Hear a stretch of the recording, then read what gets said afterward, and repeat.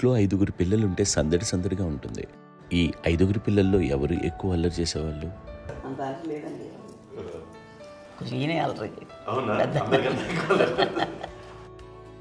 అమ్మ ఇక్కడ ఒకటి అల్లరికి, హుషారుకి, చలాకితనానికి, చిలిపితనానికి ఆ తేడా తెలుసుకుని చెప్పమ్మా.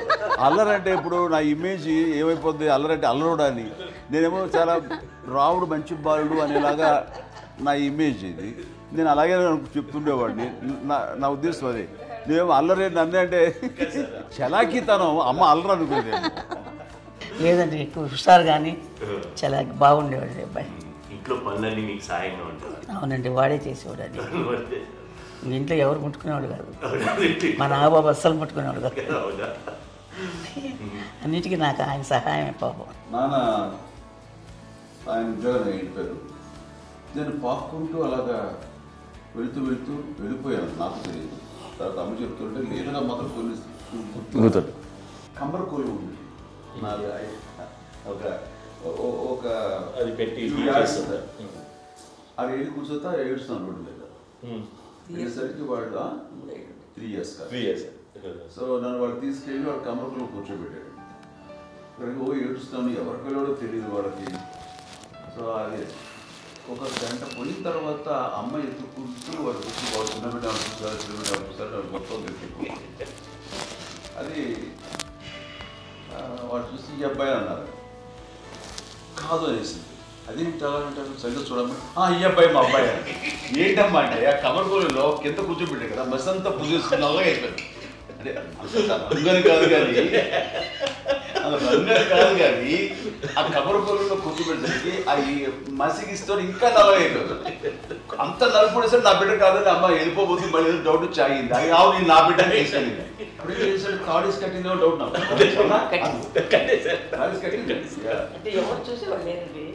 అమ్మేమో అల్లరు అనుకునేదండి. నాకేమో చిన్ననాటి మహాభాగవతం కృష్ణుడి కార్యక్రమం అనుకుంటాను. ఆయన మహానుభావులు అయ్యే వాళ్ళందరికీ ఆ లక్షణం ఉంటుందేమో చిన్నప్పుడు. కొన్నిదల కుటుంబ సభ్యులు మంచి రుచులను ఆస్వాదిస్తారని, మంచి భోజనాలని ఆనందిస్తారని అందరికీ తెలుసు. చిన్నప్పుడు వీరి ఆహారపు అలవాట్లు ఎలా ఉండేవి? ఇదేవి ఎగిరేవి ఇవి ఎవ్రీ డే 2 పూట్ల ఉండాలన్న. మరి నాగబాబు పాపం ఏముంది, తిన్నట్టు ఇష్టం. మరి అన్ని రకాలుగా నాన్న కోసం చేసి పెడుతుంటే మరి తను ఇష్టపడక ఆ తర్వాత లేకపోతే కోపడక ఎలా ఉంటాడు చెప్పండి. 5గురు పిల్లలు అయినా అమ్మా నాన్నలు కొంతమంది పైనే ఎక్కువ దృష్టి పెడతారు. ఈ 5గురిలో మీరు ఎవరి మీద ఎక్కువ ఫోకస్ పెట్టేవాళ్ళు? కళ్యాణ్ బాబు అండి. వాడంటే బాగా, అంటే వాడు ఏది తినేవాడు కాదు అసలు. ఏది ఆడికి ఏది తింటాడని. ఇప్పుడు వాడికి నచ్చకపోతే, ఇప్పుడు నేనైతే నచ్చకపోతే చాలా గోల్ చేసేవాడిని.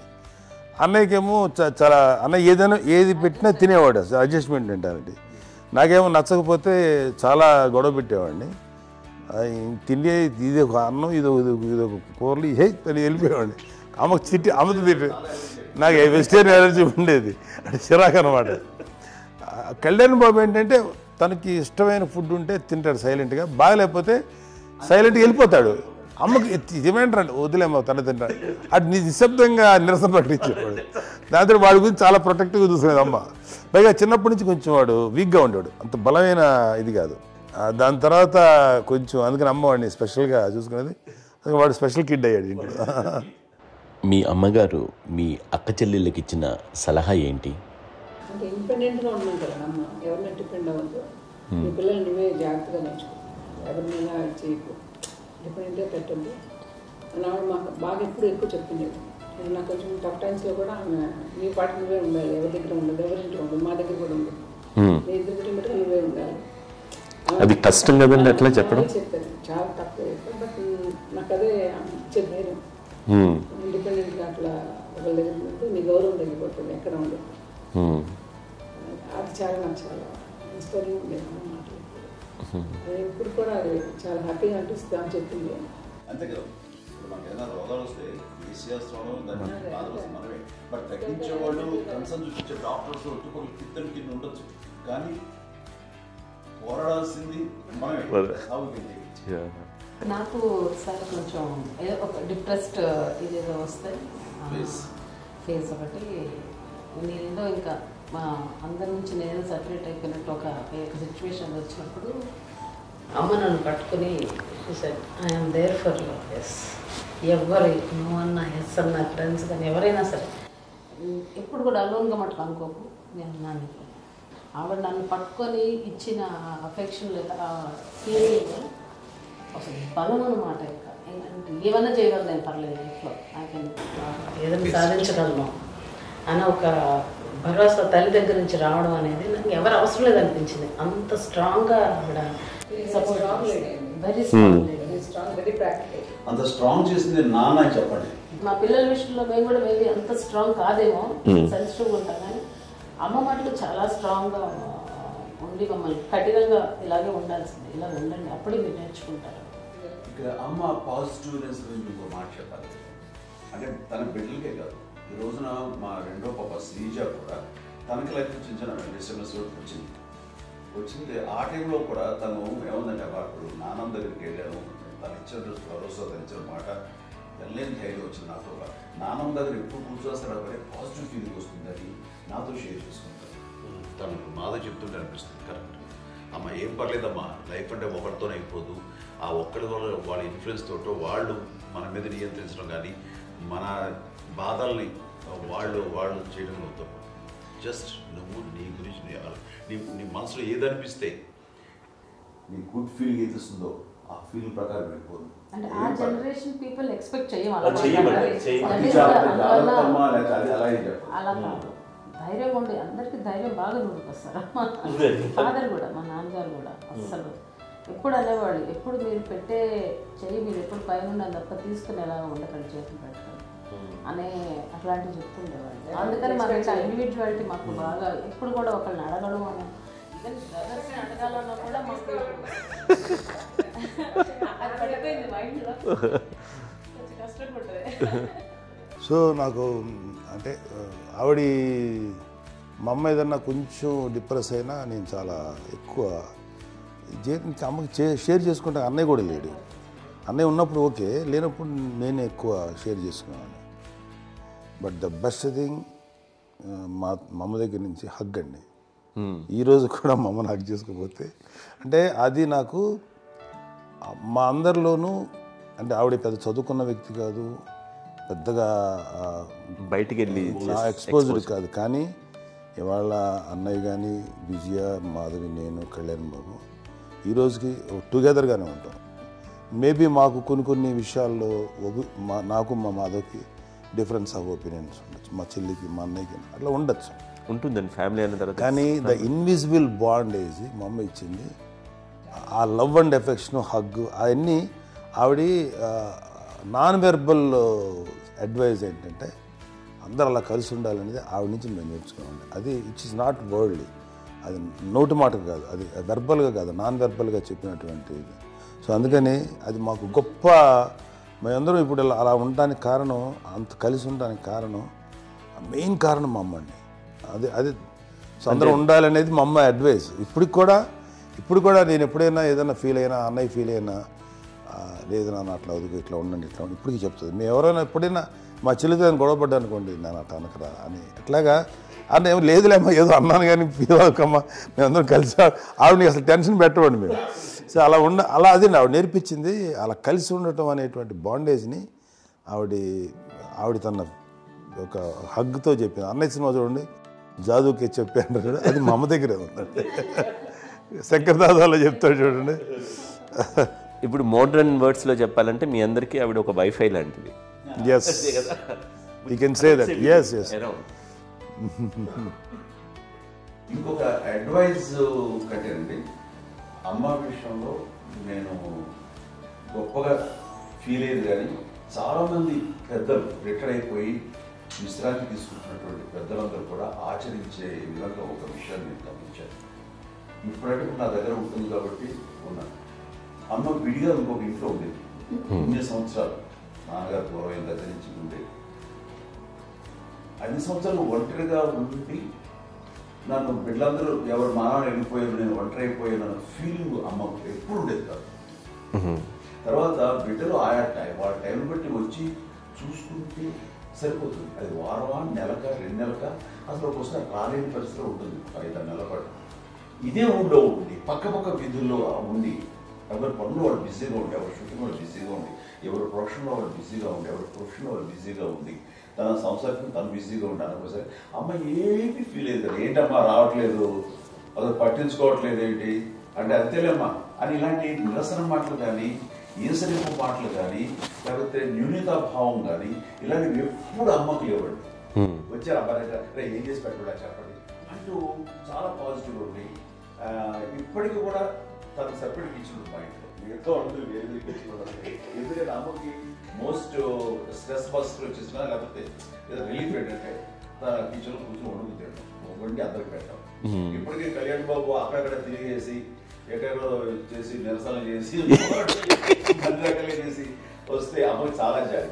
ఆడేదో ఇంక మేము గుడ్లా కష్టపడుతున్నాం కానీ ఆడి ఎంతలో వెళ్ళేదో మీ టీవీలో వాటిలో అది ఎక్కువగా చూపించేసరికి వాడే కష్టపడతారు, మేము కష్టపడలేదు ఫీల్ అమ్మకి అందులో వాటి రాగానే ఎలా వచ్చావా అని అమ్మ ఎక్కడ కళ్యాణ్ బాబు అంటే ముందు అమ్మను కానీ ఎక్కడ కళ్యాణ్ బాబు తను ఎక్కడ ఉంటాడో ఏ ఉంటాడో తెలుసు.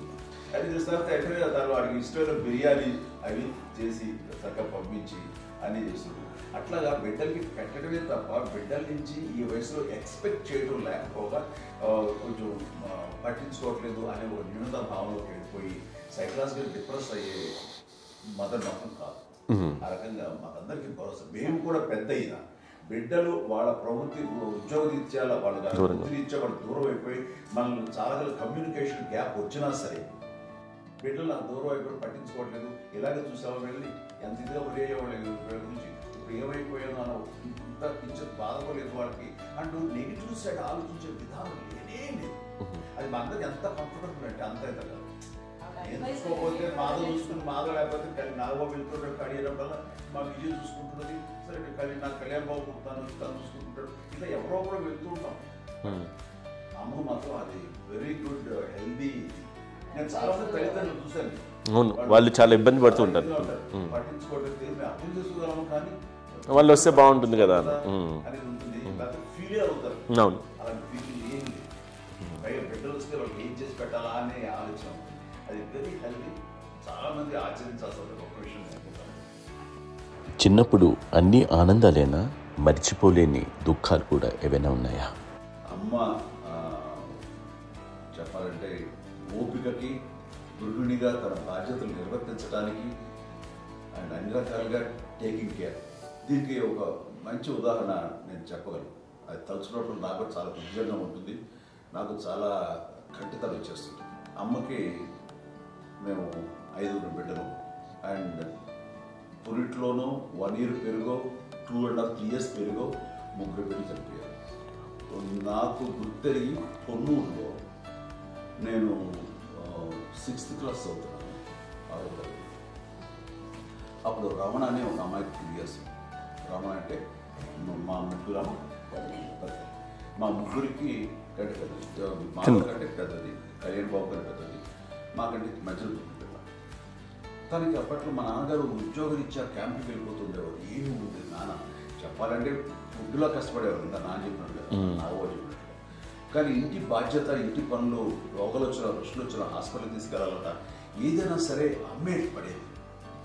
ఆ శ్రమ తీసుకున్న టైంలో అమ్మకి అసిస్టెంట్కి నేను సహాయపడుతుండేవాడు ఉండేవాడు. అమ్మ చేతిలో నాకు ఫ్రెండ్స్ ఆడుకోవడం అలా నిజంగా ఎప్పుడు నాకు గుర్తేది నాకు తెలియదు, నాకు తెలియదు ఫ్రెండ్స్తో తిరగడం అని ఫ్రెండ్స్తో అమ్మ పట్ల ఉండేవాడు. అలాంటి నేను ఆ పిల్లకి బ్రెయిన్ ఫ్యూర్ వచ్చింది.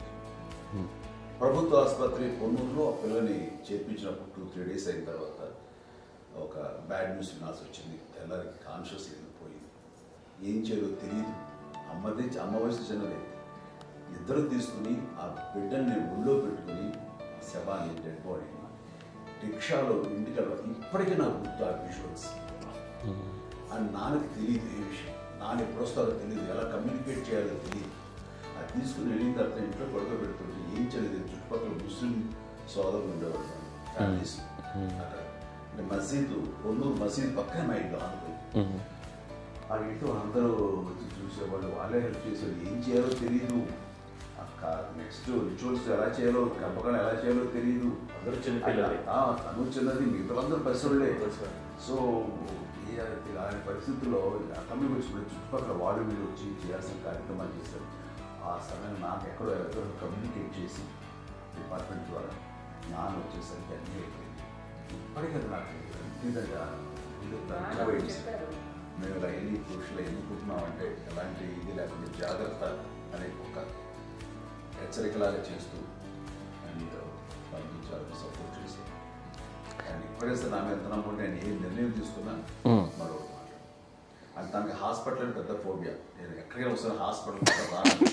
ఈ మధ్యకాలంలో సరే అమ్మ మోకాల ఆపరేషన్ జరిగింది. అమ్మను కొంత బాధపడుతున్నావు, అసలు ఈ రోజున వచ్చిన మెడికల్ అడ్వాన్స్మెంట్ నీకు అసలు ఏ బాధ తెలియకుండా మోకాల రీప్లేస్ చేస్తారు అని వీళ్ళందరూ చెప్పాలి భయపడతాను. ఎందుకంటే ఫస్ట్ ఎలా నాకు సపరేట్ అవుతాను ఎలా చెప్పాలి తెలియదు. ఒక్క వీళ్ళంతా కలిపి నీ మాట వింటుంది, వాళ్ళ మాట మీద నువ్వు చెప్తే వింటుంది. సరే వీళ్ళు చెప్పాను అంతే. ఏదో నాలుగు ముందు ఎలా అవుతున్నారా సరే ఇష్టం రా లేదులే మా ఊరికి పర్లేదు అన్న. మళ్ళీ ఇంటికి వచ్చాక మళ్ళీ ఇంకొక తెప్పించి మిషన్ తెప్పించి మళ్ళీ టెస్ట్ చేయించి అందరూ బాగుంది ఏమి లేదు అన్న తర్వాత అప్పుడు పుస్తకంతో పడ్డాడు. ఏదో ఉంది మమ్మల్ని టెస్ట్ చేయించాలని చెప్పి శ్రద్ధ ఎక్కువ. మీ పిల్లలకి సంగీతం డాన్స్ నేర్పించారని విన్నాం, అది నిజమేనా? తనకేమో డాన్స్ నేర్పించడం కాదు, అది నేర్చుకోలేదు. నాకు వచ్చేసి ఇప్పుడు డాన్సింగ్ స్టార్ ఎదిగారంటే అది మా పెద్ద చెల్లి విజయ కారణం. అప్పుడు తనకి 5 ఏళ్ళు, నాకు 9 ఏళ్ళు ఉంటాయి. ఉంటుంది 10-11 ఏళ్ళు ఉంటాయి నాకు. బాపట్లనా? సో బాపట్ల చాలా చిన్నది, 5 ఏళ్ళు. నాకు ఒక 11-12 ఏళ్ళు. తను తీసుకుని గోడ మీద పెట్టుకోవడం అలా కూర్చొని చూస్తుండేవాడు. కూర్చుంటే అది నేర్చుకుంటుంది. నేను మానసికంగా నేర్చేసుకున్నాను. ఇప్పటికీ ఆ స్టెప్స్ ఏమిటి వేస్తాను అంతగా ఇప్పుడు తను తరబడతాయి. ఇంకోటి ఏంటమ్మా నమ్మో నమ్మో ఎన్ని ఉన్నాయో సాంగ్స్ నేను నేర్చేసుకున్నాను అనమాట. 5 పిల్లల్లో ఎవరెక్కువ పని చేసేవాళ్ళు, ఎవరు తక్కువ పని చేసేవాళ్ళు? ఏ పని చేయనండి, చేసేవాడు కదా అని అన్నయ్య చేసేవాడు. అన్ని పనులు అన్నయ్య చేసేవాడు. ఇక మా చిన్న చెల్లి పెద్ద చెల్లి ఎక్కువ చేసేది.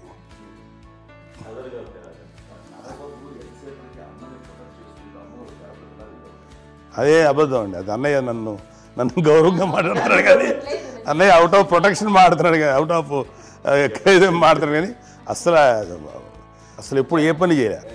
లేదు ప్రామిస్ అండి, ఏ పని చేసేవాడు కాదు. మా ఇద్దరికి మధ్యలో పాపం అన్నయ్య చాలా పని చేసేవాడు. ఎంత పని చేసేవాడు, నేను ఇచ్చిన తర్వాత మళ్ళీ నాకు ఏదైనా చిన్న పని చెప్తే అది కూడా నువ్వే చేయనివ్వండి. ఆ కోపం వచ్చేది, కోపం వచ్చి ఒకడు కొట్టేవాడు. కొడితే కోపం వచ్చేది తప్ప నేను వెళ్ళేవాడిని కాదు.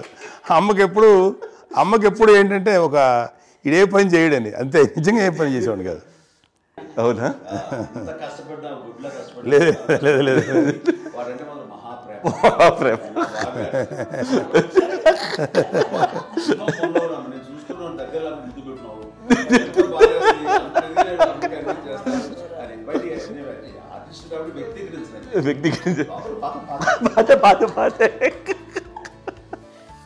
చిన్నది కాబట్టి చివరిది కాబట్టి తనంటే బుద్ధండి, నేను పెద్దోడు కాబట్టి నేను ఎక్కువ కష్టపడింది కానీ మా నాన్నగారి చేతిలో ఎక్కువ అంటే నాన్న బాగా కోపం ఎక్కువ అనుమానించింది కానీ అన్నయ్య పాపం బాగా దొరికేసేవాడు పాపం. ఒకసారి అంటే మరి మాకే అనిపి ఏంటి ఇంత దారుణంగా ఉంది నాన్న మీద కోపం వచ్చేది నాకు. నాన్న మీద కోపం వచ్చేది, నాన్న చూసి బాధ అనిపించేది. అమ్మాయి ఏమనేది కాదు. సరే అయినా సరే ఎప్పుడు కూడా పోనీ అన్ని చేసినా మళ్ళీ తను హైపర్ యాక్టివ్ అన్నయ్య ఫుల్. ఇప్పటికీ ఉన్నాడు. ఇప్పుడు ఈ రోజు కూడా అదే అన్నయ్య సేమ్ హైపర్ యాక్టివ్. యూజువల్గా పెద్ద కొడుకు కొంచెం అంటే సూపర్గా ఒక నిదానంగా ఉంటాడు అంటారు. బట్ అన్నయ్య దానికి జస్ట్ ఆపోజిట్. యూజువల్గా ఆఖరి పిల్లలు హైపర్ యాక్టివ్ ఉంటారు, అన్నయ్య పుట్టడమే భయంకరమైన హైపర్ యాక్టివ్. ఒకప్పుడు అమ్మాయిల్ని ఎక్కువగా బయటికి పంపించేవాళ్ళు, అబ్బాయిల మీద కూడా అనేక ఆంక్షలు ఉంటూ ఉండేవి. మీ పిల్లల్ని అలా ఆంక్షల మధ్య పెంచారా, లేకపోతే పూర్తి స్వేచ్ఛనిచ్చారా? అంటే మాకు మా నాన్నగారు కానీ మా అమ్మగారు కానీ అండి మాకన్నా చాలా బ్రాడ్ మైండ్ ఉన్న వ్యక్తులండి. ఎందుకంటే పిల్లలు ఎక్కడన్నా బయటకు వెళ్తే ఇప్పుడు మేమైతే భయపడిపోతాం. మా విజయ్ కానీ మా చిన్న చెల్లి అన్నయ్య నేను అందరం కూడా ఇవాళ ఉన్న పరిస్థితిలో వాళ్ళు ఎప్పుడు భయపడేవాళ్ళు కాదండి. ఎక్కడికి వెళ్తాను నీళ్ళని ఇచ్చేవాళ్ళు, లేట్ అయినా అసలు ఏమనేవాళ్ళు కాదు. లేకపోతే ఏదైనా మోటార్ బైక్లు వేసుకున్నాం, లేకపోతే కారులో ఎట్లా పడితే ఎట్లయినా సరే ఏమనేవాళ్ళు కాదు. వాళ్ళు తెలియకుండానే మాకు ఒక ఫ్రీడమ్ ఇచ్చారండి. సో దట్ అదే ఆ ఫ్రీడంలో భాగమే అన్నయ్య కానీ ఇండస్ట్రీకి వెళ్ళాలంటే కూడా ఒక వ్యక్తి ఒక కొడుకు ఒక గొప్ప కెరీర్ని పర్సూ చేసుకుంటూ వెళ్తున్నప్పుడు నాన్నగాని అమ్మగానే ఓపెన్ మైండ్ తోటి అసలు నువ్వు వెళ్ళి నాన్న ఎంతకాలం వెళ్తావచ్చు, నువ్వు ప్రయత్నించని చెప్పి అలా వదిలేశారండి. అన్నయ్య కూడా ఏంటంటే మోస్ట్ రెస్పాన్సిబుల్గా వెళ్ళి చాలా మేజర్ అమౌంట్ అన్నయ్యకి కూడా పెద్ద అమ్మకు వందలు ఇచ్చేది కాదు. కరెక్ట్గా ఆ ఇన్స్టిట్యూట్లో చదువుకునేటప్పుడు ఎంత ఇవ్వాలో కరెక్ట్గా ఇచ్చేది. తనకి ఎక్స్ట్రా ఖర్చు పెట్టుకుంటే అంటే అట్లా ఉండేది పరిస్థితి. అంతే కదా, అంత జాగ్రత్తగా అన్నయ్య కూడా అంత రెస్పాన్సిబిలిటీగా రెసిప్రోకేట్ అయ్యి చేసి అందువల్ల మా అమ్మ నమ్మకం చూడాలి, మా అమ్మగారి మా నాన్నగారి నమ్మకాన్ని అంటే ఎప్పుడు అది వాళ్ళు ఇంత నమ్మకానికి 10 times ఇచ్చాడు. ఏ వయసెస్ వైపు కానీ ఏ అలవాట్ల వైపు కానీ ఎందులో ఇండల్జ్ అవ్వకుండా నాకు నేనుగా నియంత్రించుకుంటూ సరైన మార్గంలో వెళ్ళేలాగా నాకు వెళ్ళడానికి లోపల ఆ స్ట్రాంగ్ థాట్ అడగగానే వాళ్ళు రెసిస్ట్ చేస్తే ఇచ్చారని ఆపేశారు అని ఏదో చిన్న రిలక్టెంట్ ఫీలింగ్ ఉంటుంది. వాళ్ళ మీద చిన్న కోపం నిరసన ఉండేది. వాళ్ళు అలా లేకపోవడానికి వాళ్ళు వెంటనే అడిగిన వెంటనే జాగ్రత్త అనే నిర్ణయం ఉండేది. కానీ జాగ్రత్త అని హెచ్చరిక చేయడంతో నాకు మరింత బాధ్యత తిరిగి గుర్తు తిరిగి నేను నడుచుకుంటూ వెళ్ళాను. కాబట్టి అది నాకు ప్లస్ అయింది వాళ్ళ దగ్గర. అంటే మదర్ అంటే తల్లి అనే కాదు, మదర్ ఫిగర్ ఎవరిచ్చినా సరే అది నానైనా తల్లితో సమానం అనుకుంటాను. నాగో చెప్పినట్లుగా అట్లాగా అలిసిపోయి వచ్చిన నాకు కాళ్ళు నొక్కుతుంటే నాకు భయం వేసేసేది. ఆ తర్వాత పడుకో అది గదవాయించేవాడు, అది కూడా కోపం. అంటే ఉదాహరణ అంటే మళ్ళీ అదే నాకు తిడతారు, ఎందుకు కాదు పడుకుని ఎక్కడ నిద్ర వస్తుంది నాన్న అంటే. సో ఆ రకంగా నాన్న తన ప్రేమ చూపిస్తుంటాను. ఆ తర్వాత గోండా టైంలో కూడాను నేను ట్రైన్ కింద వెళ్తుంటే నాన్న అక్కడే ఉన్నారు, రాజమండ్రి దగ్గర ప్రాంతంలో. ఆయన చాలా కోపం చేస్తుంది, ఇలాంటి చేస్తుంటావు నువ్వు, ఏదైనా అయితే ఏంటి అనేది చెప్పి. ఏం పర్లేదన్నా ఏమవుతుందో అన్ని రకాల సేఫ్టీ అన్ని రకాల జాగ్రత్త తీసుకున్నాం. ఈ రోజు ఉన్నంత సేఫ్టీ అప్పుడు లేదు. అయినా సరే రేపు పొద్దున నీ కొడుకులు ఇలాంటి పరిస్థితుల్లో నీకు తెలిసి వస్తారు అప్పుడు అనేవాడు. ఎన్నిసార్లు అనేవాళ్ళు నాకు నిజంగానే మగధీర టైంలో గుర్ర పెట్టుకుని ఆ రోడ్డు మీద పడిపోయారు అని అన్నప్పుడు నాకు ఆ ఫస్ట్ టైం ఆ ఫీలింగ్ కలిగింది. అలాగే పీటర్ హెయిన్స్ అనేవాడు ఫస్ట్ మగధీరలో జంప్ చేస్తారు, మోటార్ బైక్ జంప్ చేసినప్పుడు ట్రైల్లో పీటర్ హెయిన్స్ అంత హైట్ నుంచి 20 feet 25 feet హైట్ నుంచి పడిపోయి మొత్తాన్ని బోన్స్ని ఎరగొట్టుకుని వాడు 7 నెలల పాటు వాడు ఇప్పుడు హాస్పిటలైజ్డ్. అది వీడైతే ఏమో తలుచుకుని భయం వేసేసేది. అప్పుడు నాన్న గుర్తుకు వచ్చేవాడు, ఓహో వాళ్ళ టెన్షన్ ఇంతే లేవు, మనకి మన కొడుకు వస్తే తెలియదు ఈ మాట నాన్న ఎప్పుడు అన్నారని అనిపిస్తుంది. Sweet memories. అత్త కోడళ్ళ మధ్య అనుబంధం ఎలా ఉంటుంది? సురేఖ్ గారితో మీకున్న అనుబంధం గురించి చెప్తారా? మాకండి కోడలు కాదండి, నా కూతురండి. అంత బాగుంటాం మేమిద్దరం కూడా.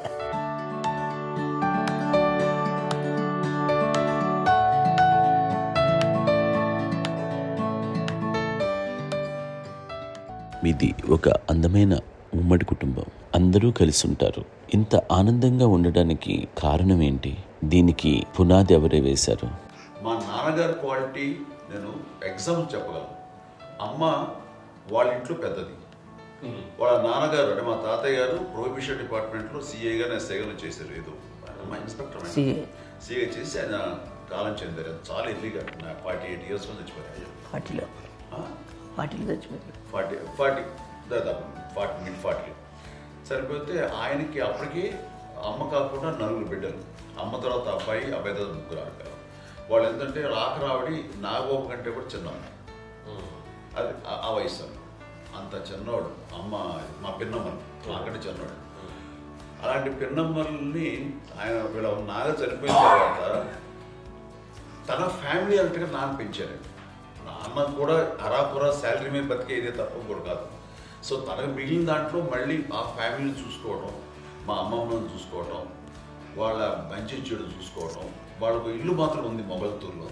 ఆ ఇంట్లో వాళ్ళు అద్దెకు వస్తే ఆ కొంచెం డబ్బు నానిచ్చే డబ్బు, అక్కడ పొలం కొనిచ్చారు, ఆ పొలం మీద ఇచ్చే డబ్బుతోటి అంతా బాగా చూసుకోరు తన ఫ్యామిలీ లాగా. అందరూ మ్యారేజ్ కాబట్టి నాన్న ఫస్ట్ సూత్రధారి, అమ్మ కూడా ఫ్యామిలీ బాండింగ్ టుగెదర్నెస్ అనేది స్ట్రాంగ్గా ఉండటానికి నాన్న ఏర్పాటు చేసినటువంటి బీజం. అది అమ్మ కంటిన్యూ చేస్తుంది. మేము ఇవన్నీ చూసి మేము నేర్చుకుని మేము టుగెదర్ అంటున్నాను. అందునే we're very rich in terms of emotional bonding. ఇప్పటికే ఎవరికి ఏ కష్టం వచ్చినా, ఎవరికి ఏది ఇబ్బంది వచ్చినా సరే మొత్తం అందరం గుమిగూడిపోతాం. ఏ లెవెల్గా వెళ్ళిపోయి మోర్ సపోర్ట్ చేస్తాం. అంటే వీ డోంట్ ఎక్స్పెక్ట్ ఇంకే అంత చేయముంది ఒకరినొకరు భరోసా. అది మా ఫ్యామిలీ మేము వెరీ స్ట్రాంగ్ అని చెప్పాలి. పెద్దవాడు కాబట్టి అవకాశం నాకు వచ్చింది కాబట్టి అమ్మ, ఇది ఎప్పుడు ఎవరు కొన్ని విషయాలు నాగబాబు సపోర్ట్గా ఉంటాడు, నాగబాబు ఉండి వాడు ఉంటాడు భరోసా. అలాగే ఆడపిల్లలు మీ అందరిలోనూ అమ్మని ఎవరు ఎక్కువ జాగ్రత్తగా చూసుకుంటారు? ఎందుకంటే ఎగ్జాక్ట్లీ మేము కూడా గమనించలేని సున్నితమైనటువంటి ఇష్యూస్ లైక్ హెల్త్ విషయం కానీ, అమ్మ మూడు కానీ, అన్నయ్య ఎంత క్యాజువల్ ఎంత బిజీ ఉన్నా ఒక అమ్మాయి ఉంటుంది. అలాగే చాలా చిన్న చిన్న విషయాలు కూడా చాలా మెడికల్ ఇంట్రెస్ట్. అందుకని మాకు అన్నయ్య ఉన్నాడు, అన్నయ్య దగ్గర ఉంది అమ్మ అంటే ఇంకా ఎక్కువ రిలాక్స్ అయ్యాను. అన్న దగ్గరికి వచ్చాక మేము అందరం చాలా కంఫర్ట్ అయిపోయాం. ఎప్పుడు ఎవరు కొన్ని విషయాలు నాగబాబు సపోర్ట్గా ఉంటాడు, నాగబాబు ఉండి వాడు ఉంటాడు భరోసా. అలాగే ఆడపిల్లలు ఇట్లా ఒకరినొకరు కాంప్లిమెంటింగ్ టు ఈచ్ అదర్ అండి. అవి ఒక్కరు కాదండి, అది వాళ్ళు ఆమె చూపించే ప్రేమగా నేను చెప్పగలను. కానీ బట్ దీని అందులో సూత్రధారి నాన్న తర్వాత అది అమ్మ మెయింటైన్ చేస్తుంది. ఇప్పుడు అమ్మ నా ఇంట్లో ఉంది అంటే మనవలు వస్తారు, మనవరాలు వస్తారు, ఆడబిడ్డలు వస్తారు, వీళ్ళబిడ్డలు వస్తారు, ఇల్లు ఎప్పుడు కలకలాడతారు అమ్మ. అది మేమందరం ఆచరిస్తుంటాం పండగలకి, పబ్బాలకి. అది నిన్న మొన్న నాగబాబు వచ్చి చాలాసేపు కూర్చున్నాడు. నేను ఇంట్లో లేకపోయినా వచ్చి నాగబాబు కూర్చొని టైం స్పెండ్ చేసి వెళ్ళిపోతుంటాడు. అలాగే చెల్లెలు ఇద్దరు ఆల్మోస్ట్ ఎవ్రీడే మాత వస్తుంటుంది, తను కూడా వస్తుంది. నిన్న సాయంత్రం కూడా వచ్చి ఉంటుంది. అమ్మా మధ్యాహ్నం వచ్చి కదా వచ్చి ఇక్కడే భోజనం చేసుకో అలా ఉంటుందండి. ఈ తరం వాళ్ళకి మీరు ఇచ్చే సలహా ఏంటి? కలిసి ఉంటే బాగుంటుందండి. పిల్లలు తల్లి కలిసి ఇంకా అక్క చెల్లెలు తమ్ముడు అందరూ కలిసి ఉంటుంది. అన్నీ అంతా సంసారం నిలబడుతుంది. లేకపోతే ఏముందండి ఇక్కడ వెళ్ళిపోతారు, వెళ్ళిపోతే ఎక్కడ ఎవరు వాళ్ళు అని తేడా పడుతుంది. ప్రేమలు ఇప్పుడు లేవండి, తగ్గిపోయాయి. మెకానికల్ చాలా మటుకు ఏదో ఇంకా వాళ్ళ పనులు చేసుకోవడం ఏదో జరిగిపోతూ ఉందనుకోండి. అంత ప్రేమలు ఎక్కడ లేవండి ఇప్పుడు ఈ రోజుల్లో. అంటే ఒకప్పుడు ఒకరికి ఇంకొకరు భరోసాగా ఉండేవాళ్ళు, అంటే అందరూ కలిసి సపోర్ట్గా ఇది చేయడం. ఎందుకంటే వీళ్ళ పెద్దనాన్నగారి పిల్లలు కూడా ఆయన చూసేవారు. మా నాన్నగారు అన్నయ్య నాన్నగారు వాళ్ళ బిడ్డలు కూడా వాళ్ళ ఇక్కడే బిడ్డలు కూడా ఉన్నారు. నేనే పెళ్లి చేశాను. వాళ్ళు కూడా అమ్మే, వాళ్ళ ఆడపిల్లలు కూడా అమ్మే పెళ్లి చేశాను. ఇద్దరు పిల్లలు. చూడండి, నాన్న ఎట్లయితే తన చెల్లెలు చూసుకున్నారో అట్లే నాన్న తరపు అమ్మగారి పిల్లలు వాళ్ళు చనిపోయారు చెల్లి గారు, వాళ్ళ బిడ్డలకి పెళ్లిళ్ళు పేరెంటాలు అన్నీ చేసింది అమ్మాయి. అమ్మ అలా చేసింది కాబట్టి అది మాకు మార్గదర్శకం ఉండి ఇప్పటికీ వాళ్ళు కొంచెం ఒక మాదిరి పరిస్థితి ఉంటే వాళ్ళకి ఇల్లు కూడా పెట్టడం కానీ వాళ్ళకి తగిన సహాయం కనుక ఎవ్రీ మంత్ మా పెదనాన్నగారి అమ్మాయి వాళ్ళు ఆల్మోస్ట్ 70 వాళ్ళకి ఎవ్రీ మంత్ మా ఇంటి నుంచి ఓ మొత్తం వెళ్ళిపోతాం 10,000-15,000 మొబైల్ మంచితనం ఉంది. ఎన్నో సంవత్సరాలు వెళ్ళిపోతాను బ్యాంక్ వచ్చేది ఫస్ట్. అదంతా కూడా మా పెద్దలు తెచ్చినాం. వాళ్ళు కూడా వచ్చి అమ్మని అంతా ప్రేమలో చూస్తారు, ఇష్టంగా చూస్తారు. అమ్మ ఇందాక చెప్పినట్లు ఇచ్చే మెసేజ్ ఏంటి అన్నది అమ్మ మాటలో చెప్పాలంటే బంధాలు బాంధవ్యాలు అన్నది ఎనలేని ఆస్తిపాస్తులు.